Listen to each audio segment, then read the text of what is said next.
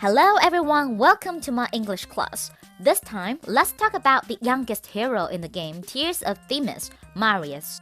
Born to be the second child of one of the wealthiest families, Marius was both exposed to overprotection from his servants and viciousness of the enemies of his family. Not being understood, he gradually grew a protective shell to prevent himself from getting hurt.Despite that, he still becomes a kind-hearted person, and his pursuit of art never stops. Zi, one of the most famous contemporary painter, is actually his hidden identity. 好啦，刚刚我们第一段的学习当中呢，包含了8个生词。首先第一个 wealthy， 富有的 wealthy 啊，这个词呢，经常会被我们用来形容像小陆总啊，像我们的李泽言这种身价有很多个小目标的男人，都可以用这样的一个词。第二个词是一个固定搭配 be exposed to 暴露面对，我们说小陆总呢从小就要暴露或者是要面对各种各样的恶意啊，非常的令人心疼 be exposed to。 那么恶意这个词呢就是 viciousness， 它的形容词叫做 vicious， 是恶毒的，后面加上 ness 做后缀变成名词 viciousness 恶意。对于小陆总的恶意可能来自于哪里呢？有可能来自于他家族的 enemy 敌人。拥有如此残酷的童年，我们的小陆总也只能给自己套上厚厚的外壳。我们说外壳是 shell， 那这里的 shell 呢，也可以指的是各种各样的壳，比如说像贝壳，我们也可以用 shell 这个词。不过呢，我们的小陆总之所以如此的让人心疼，又如此的让人着迷，其实也是因为他尽管经历了很多的痛苦，却依然不忘初心。他的追求 pursuit 一直都是他所热爱的艺术。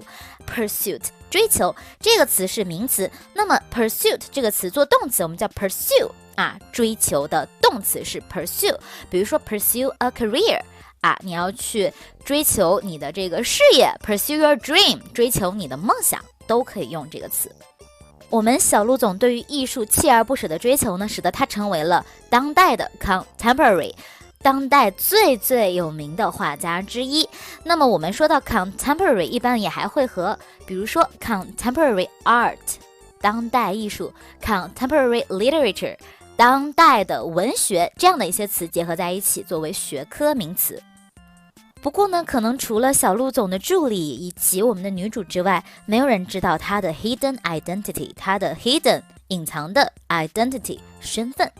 我们大家都知道，我们一般说 ID card 啊，这个 ID 到底是来自于什么呢？其实就是这个 identity 的意思， identity 的简写 ID。Okay, we have finished part 1, so let's just move on. After the disappearance of his brother, Marius became the CEO of Pax. The general public usually perceive Marius as a playboy who is unable to shoulder the responsibility of running his family business. However, this public image is just his camouflage. His actions are always deliberate.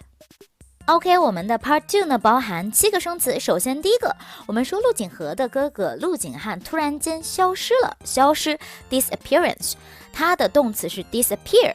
那么我们知道 dis 其实是一个前缀啊，把这个 dis 去掉就是它原本的意思，叫做 appearance， 出现啊，出现的名词 appear 就是出现的动词。好了，我们现在一打4个单词都已经学会了，是不是很高效？那么接下来呢，我们来看一下 general public 啊，我们指的是公众啊 general public 公众。 perceive as 我们说把这个陆锦和看作什么什么样的一个人啊 perceive somebody as 是什么什么什么为什么什么什么样的。 Next one，我们的陆锦和被认为是纨绔子弟、花花公子，我们叫做 playboy 啊 playboy 一个只会玩来玩去的男人，对吧 playboy。 美国著名的万千少男的性启蒙读物花花公子，他的英文就是 playboy。巧豆麻袋，为什么我懂得这么多？我好像暴露了什么啊？不行啊，我们还是一个非常严肃认真的英语小课堂，来跟着板栗老死，我们一起 move on to the next word， OK？ 啊，我们下一个呢是一个短语，叫做承担责任 shoulder responsibility。大家平时特别喜欢用的都是 take responsibility 或者是 be responsible for， 但其实我们完全可以说的更加的形象。shoulder 这个词呢，它平时大家都知道啊，是肩膀的意思。那如果它做动词，我们知道肩膀它就是用来承担的啊，承担，对吧？所以可以把它理解为承担责任 shoulder responsibility。我们下一个单词是 camouflage 啊，我们未定4个男主其实除了一条直线的木头冉冉子之外，其他3个男人啊，真的是个个都是 drama queen， 所以我们说他们其实各自有各自的 camouflage， 他们各有各的伪装啊，伪装。我们的小陆总呢，他的表面 playboy 这样的一个形象，其实就是他的 camouflage。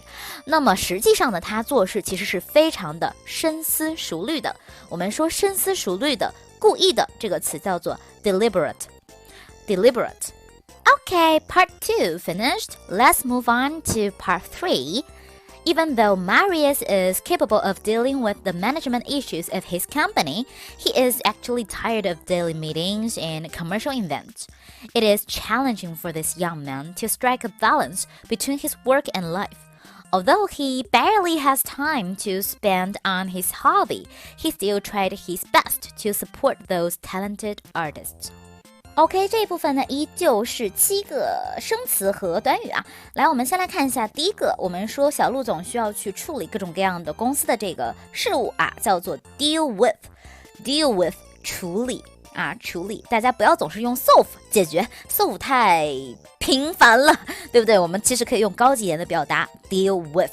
那么他要处理的这些东西呢，其中就包括一些 management issues。management 是管理啊 ，issue 其实是问题的意思。一般我们讲这个 issue， 一般指的是比较大的事情，比如说社会层面的啊，商业层面的啊，可能会牵一发动全身的这样的一些问题，我们才会用 issue 啊，不是所有的鸡毛蒜皮的小事都可以用的。